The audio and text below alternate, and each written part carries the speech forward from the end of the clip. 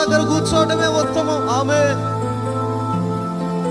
ఆయన పాదాల దగ్గర రోజుకి ఎంత సమయం గడుపుతున్నాం మనం? బైబిల్ తీసుకొని కూర్చొని ఎంత సమయం గడుపుతున్నాము? ప్రార్థనలో ఎంత సమయం గడుపుతున్నావు? నీ ఆలోచనలలో, నీ ఉద్దేశాలలో, నీ నిర్ణయాలలో, నీ తీర్మానాలలో, నువ్వు వెళ్ళే ప్రయాణంలో, నువ్వు చేసే పనిలో ఒకసారి ఆలోచించు. నిజముగా నీకు ఎక్కడి నుంచి ఆలోచన వస్తుంది? విచారము, దుఃఖము.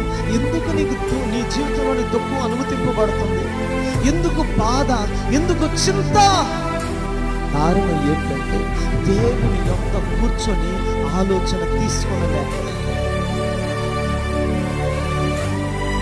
నీవు నడవవలసిన మార్గమును నీకు నేను బోధించదను, నీకు ఆలోచన చెప్పి నేను